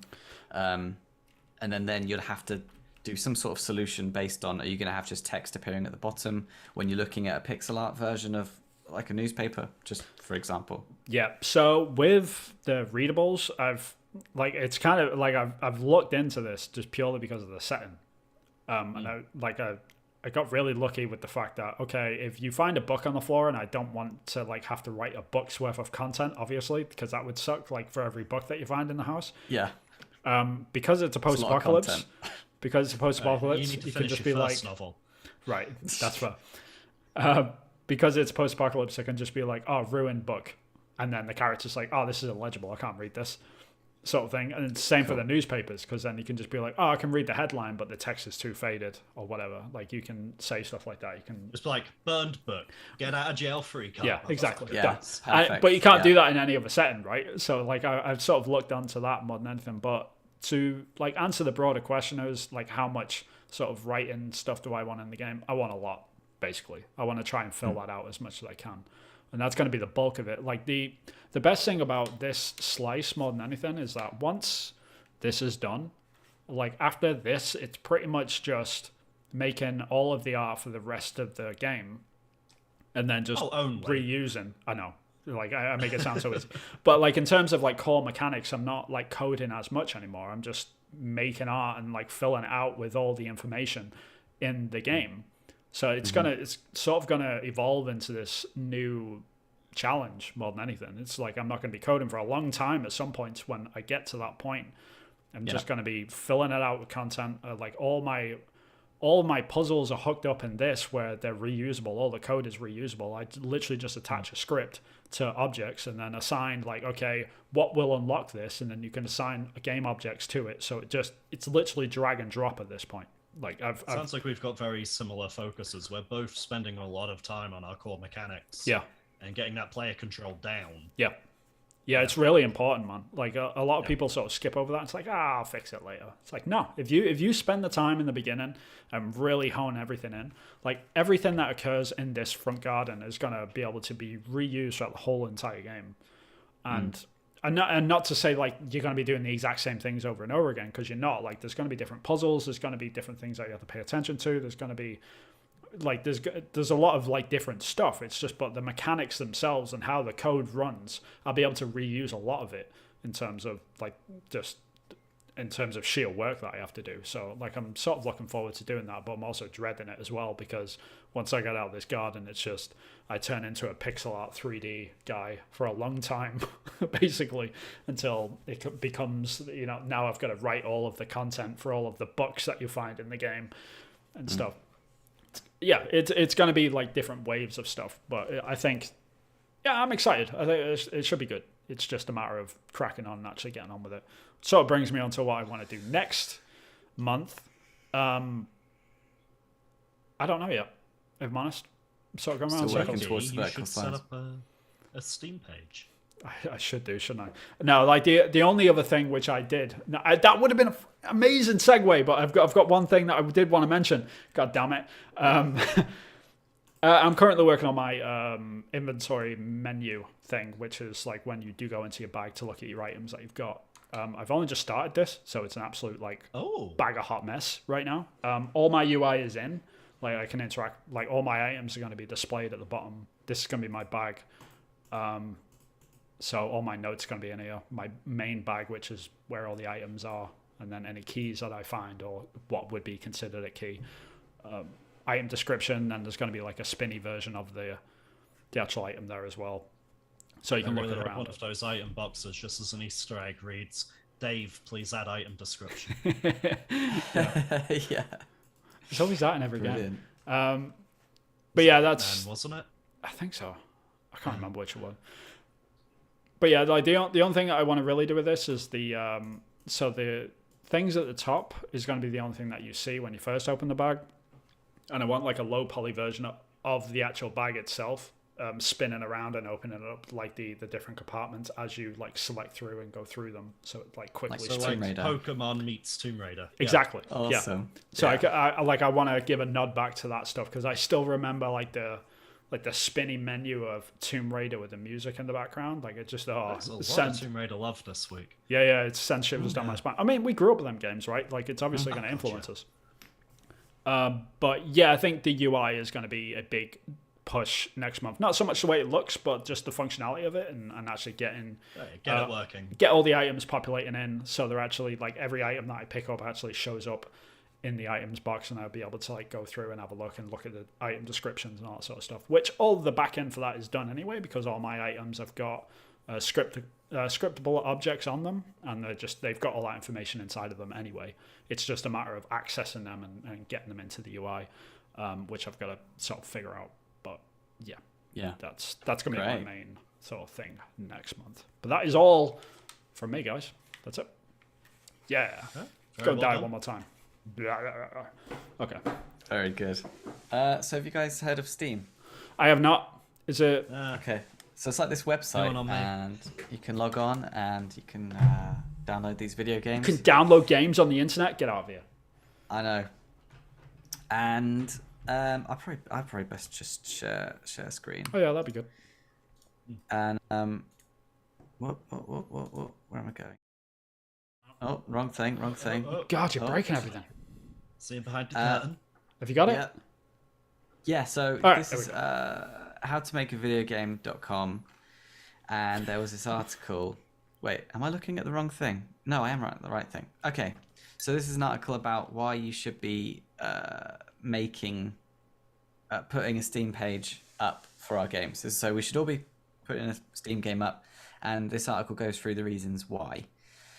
It's better be good, And Chris. I read this, and in a nutshell, it's basically there are no downsides, and all the plus sides I hadn't really considered was like your core fans are the fans that come on early and they stick with you for years, and they like your cheerleaders, and they're the ones that tell their friends about the game, and they're the people that are going to be wish listing early. Apparently, you get a big group of people at the beginning of when your Steam page launches, Yeah. and then it can taper off. So like when you launch a Steam page, the people that are going to be interested in your game, so the people that are going to be clicking on those tags for like, oh, 2D puzzle platformer, yes, that's my jam, let's wishlist this bad boy. Like I can't wait for all the 2D puzzle platformer games to come out, or I can't wait for all the post-apocalyptic zombie pixel games, like 2D pixel zombie puzzle. Bosh, like people will be clicking on that and wishlisting like as soon as it's on. And the whole idea is that the algorithm for Steam works on how many wishlist you've got. So however good your game is going to be is to some degree dependent on your number of wishlists. And apparently there is an algorithm. There's a number floating around between the gaming community. It's a number that I don't know of, but some like studios know that there's this number, and it's basically divided by Steam wish list is going to equal roughly your year's worth of downloads. Interesting. And that there's a percentage of accuracy within that as well. And even down to what type of game it is going to be more or less accurate as well. So that's one of the reasons. Also the other thing is this article goes over the resistance, and for me the resistance of why I hadn't put up a Steam page was this sort of things. Like, I'm not an artist, my art isn't great, I don't have a trailer, I've got nothing really to show. But I could put, I don't want to put crap stuff up or stuff that hasn't passed this is good, this is greenlit. Yeah, like, I know this is exactly to my what standard. you're talking about. Yeah. Because I don't want people to get put off or go, this is crap, I don't like it. Basically, there is no downside, because if people don't like it, they won't click on it, it's fine. If people like what you've done, and the chances are we're underestimating how many people will like what we've done, like Sam, you've just given a perfect example. Like, say my art's good, I think it's terrible. So, there's I people said fine, not good, but if you want to upgrade yourself, that's up to you. I heard excellent, and I'm coming down. So there'll be people like you, Sam, that think it's the best art they've ever seen, and they'll click on, they'll wishlist it based on that. And then all that's going to happen is you're going to be putting better and better art on as the year goes by, or years, depending on how long it takes to make. And there'll just be more opportunity and more time. So the longer you've got a wish list, the more time there is for people to look at it and see whether or not they want to wish list it or not. And the longer you have any art on there, is the more opportunity for people to wish list. The other downside is that only one person retweets and likes all your tweets. Again, that's fine, because it's all about longevity. So it doesn't matter how many people retweet or share your stuff, as long as it's happening for a long period of time, you're more likely to get more people wish listing. That's fair. The one downside that I agree with is that if the project goes belly up and you don't do it, you might be in a position where you're letting some potential fans down, and then your next venture might not be received as well by those core people that would have been your fans. Didn't follow through. Yeah. And the other thing is, and none of us have to worry about this, is that if you're an established developer, you need to time when you launch the fact that you're making a game with the press, and the press like to get hold of the launch and make a song and dance, and there's money in the new shiny thing. The new shiny thing is valuable. And again, that's another reason why people don't put on Steam wishlist, is because they go, I haven't generated any buzz, and the buzz will be fizzled out by the time I launch the game, because it's been so long between getting the launch of the Steam page and then actually launching the game. All the buzz would have died out. But it doesn't work like that. It's all based on the wishlist number, so it doesn't matter if they've if the majority of people have wishlisted years ago, it doesn't matter. They're still more likely to convert than having a small amount of buzz of people that are interested there and then. So that's what the article kind of was in a nutshell, and it's stuff I hadn't thought about, hadn't considered, and I thought, yes, I need to get on it. And it's one of my things to do sooner rather than later. I want to make a Steam wish list, because I fully intend in seeing this through to the end, regardless of what happens or it takes me. I'm too far gone now. I'm too invested. It's too much of a priority in my life. It means too much to me. It's going to happen, even if no one plays it. That doesn't even matter. I just want to get this. You'll have at least 2 players. Oh, thank you. Maybe 1. Let's be honest. Thank you. I mean, I'm not going to play. I'm joking. No, it's a completely valid point, especially for someone in your position, Chris. Like, it's sort of like you should be kicking yourself a little bit and get on it, because I think like you're absolutely the right sort of person to listen to this advice, ironically, because you're the one giving it. But yeah, like I think for anyone, it can't hurt mentality is definitely the way to go for this. Like the only reason why I haven't done it is because I'm sort of still too early. Like I'm not sure if the project is gonna like evolve into what it's gonna be, or like if I'm gonna, because if I do decide to go forward with it, it's probably gonna get to the point where I might need a little bit of help on it in terms of like the artwork or something, just to have a second person so we can churn stuff out. That being the case, like I'll probably need some funding from somewhere, and if I'm getting funding, then I don't want that to conflict with anything, what's like already any existing. deals that I might like make with someone in the future. That's the only thing that's like I have to consider, and so do you guys, I guess, like when it comes to like if you get contacted by publishers at any point for your game, because it could happen. Like it absolutely happened to me last week a few times, so like there's no reason why it can't happen to anyone else.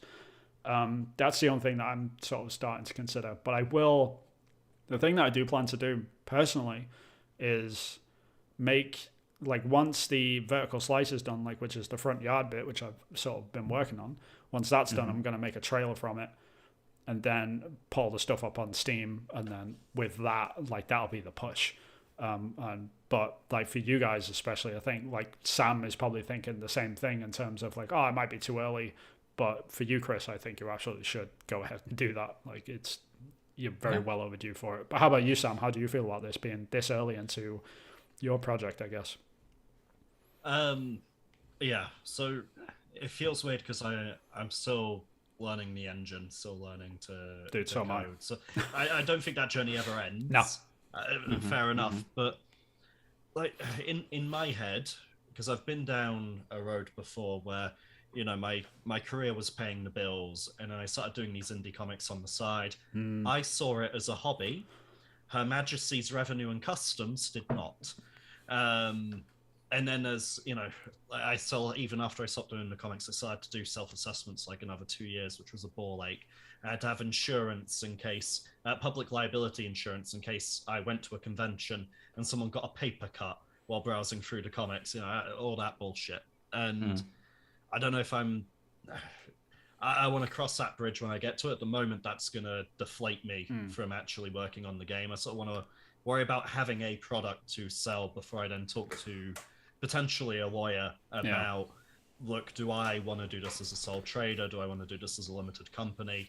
Sole trader, my personal money is then at stake if something goes wrong, you know, someone sues me for whatever reason.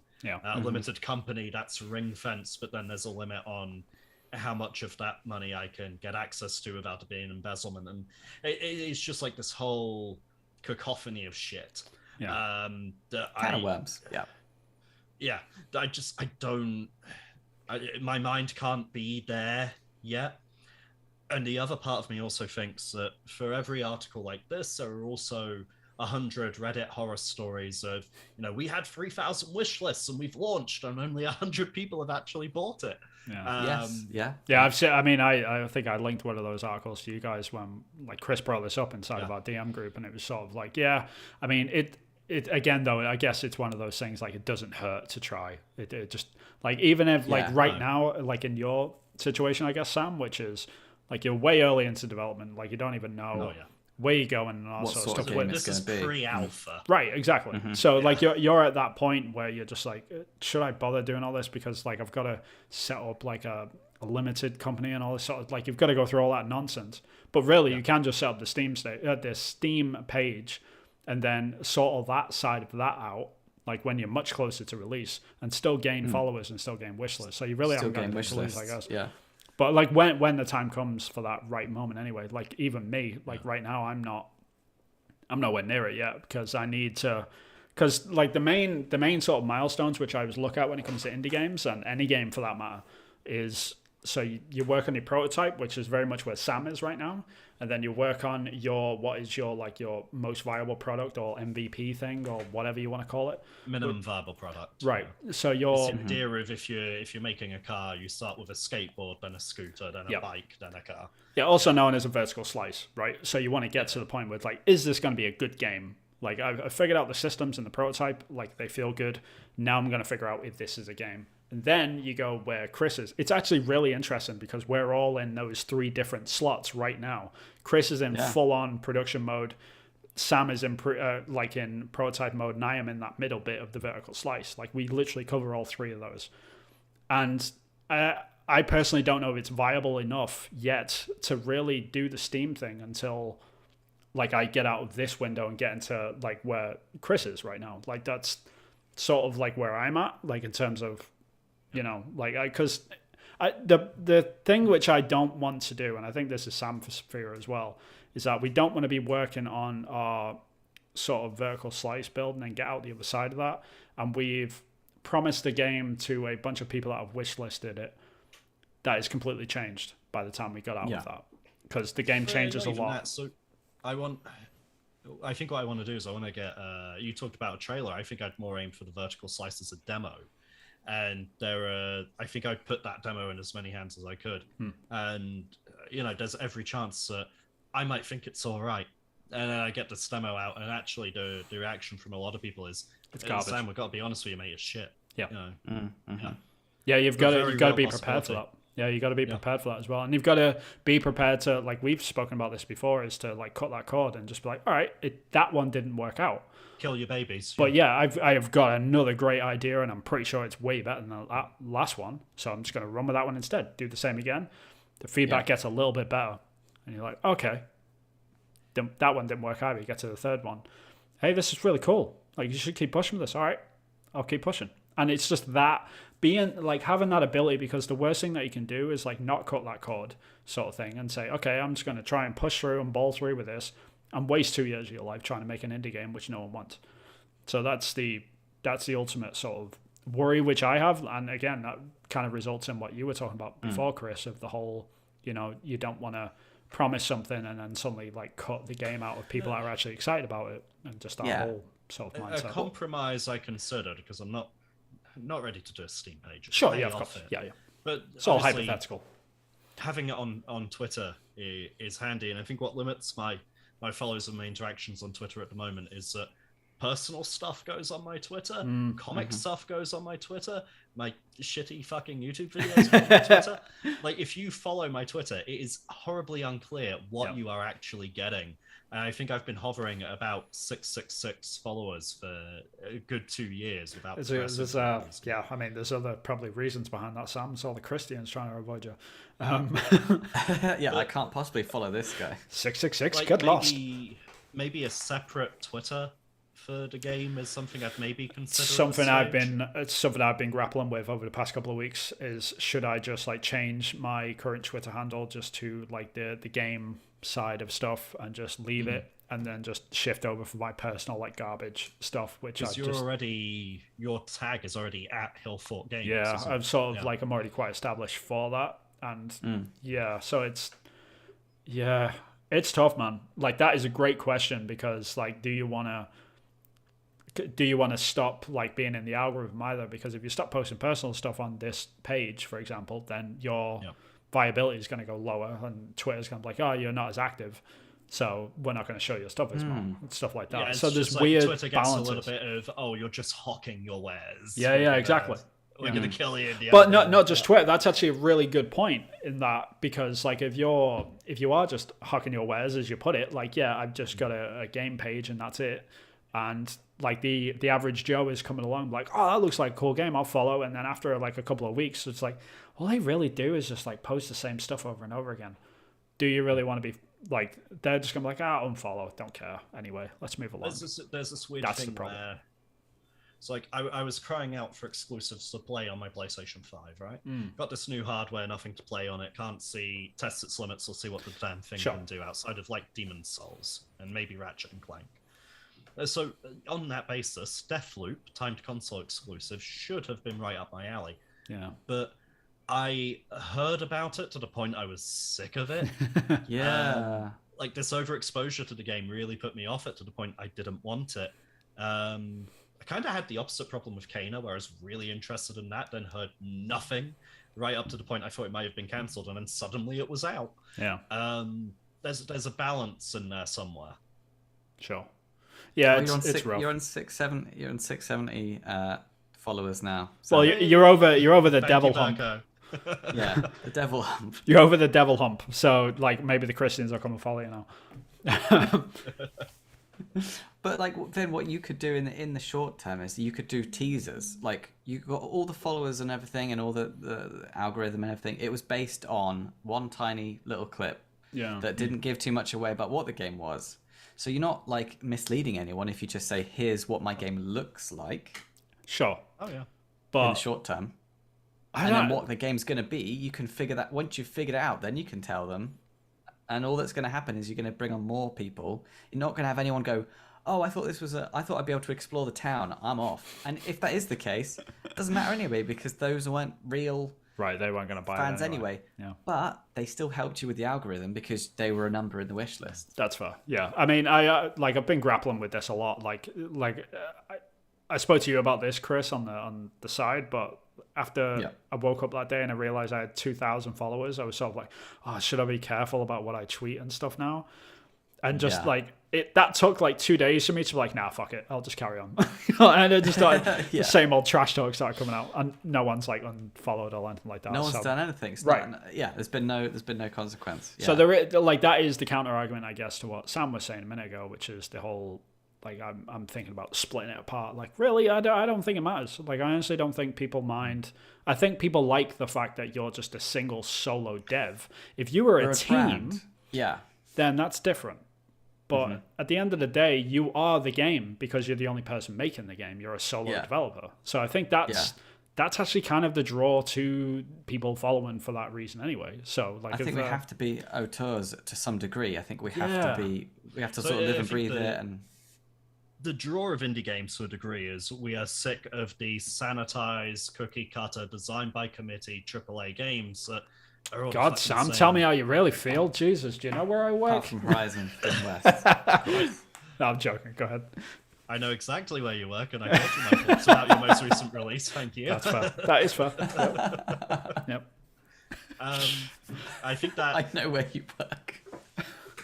That sounds. Yeah. Sorry. Should I report him? I'm not. I don't know how I should feel about that.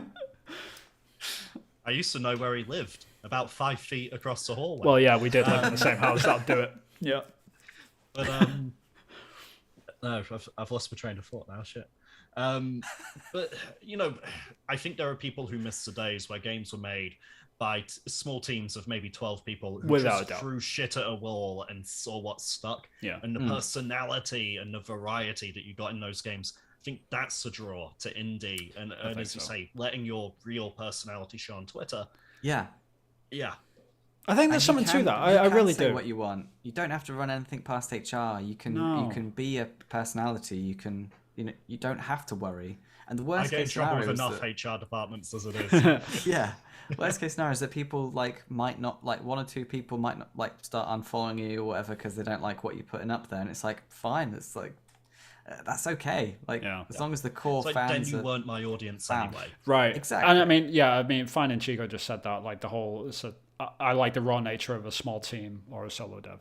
Like the run. Like, I think I agree. Like, because like you follow people like, I mean, Chris, you follow Mike Bithell, right? So like, like if he wasn't like doing his usual trash talk, talking about crunch and all that sort of stuff, or like banging on about NFTs really like he always does.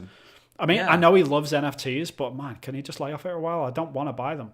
I'm joking, obviously. Mike Bithell despises NFTs like really with a passion. Like it's actually really funny, like how much he hates them. Yeah, and he's very anti-crunch. And if he wasn't outspoken like that, would you follow him? You know, that's the real question. Even though he is like predominantly like he sort of his if own everything was personality just in the games here's our next game, here's our next trailer, how boring would that be? Yeah, how boring would that be? I like the fact that he gets involved. Yeah, some personality is almost a USP in a way. Yeah, 100%. Yeah. And he follows me. What? When did this happen? Cool. I don't know. All right, Not sure. Maybe just like, you know what, this guy's annoying the hell out of me. I'm just gonna follow him back. Whatever. I'm just gonna have a look. Yeah. Small steps, my friend. You'll be working for him by the end of the year. All right. Yeah, we should probably wrap this thing up. We've been banging on for like 2 hours now. Everyone, seriously, thank you for joining us, especially the people in chat. Fine and Chico, it's been good to have you, as well as Burko. We really appreciate you coming on and asking all the questions and being a part of the discussion. If you did like this episode, then please like and subscribe, hit the bell icon so you can be notified when we do put up another one. Me and Chris usually do a gaming podcast every Sunday, so you can find that if you want to go and check that out. But we will be doing another solo dev in a month, which will be solo dev number 5. So watch this space and you'll be able to like get caught up on what we've been up to in the previous month. But first, before we leave, Sam, where can people find you, good sir?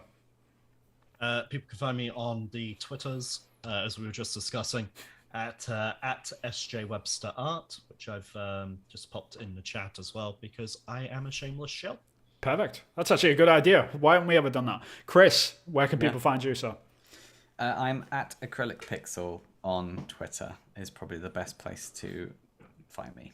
Sweet. And you can find me on Twitter. I am at Hillthought Games. So yeah, if you want to like watch some more zombie stuff on repeat, which a lot of people seem to like doing for some reason, then you can find more there. I will be posting up more.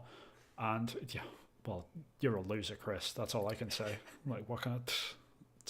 It's a gift. Get over it. I'm a fan. What can I say? But yeah, again, thank you everyone for joining us, and thank you for all the support. We really appreciate it, and we look forward to showing you some more next week. So until then, from us, goodbye. Well, next month. Next month. Sorry. Yes, next month. Next month. I keep saying that. Anyway, peace. Thanks, guys. See Take ya. care. Bye. Bye.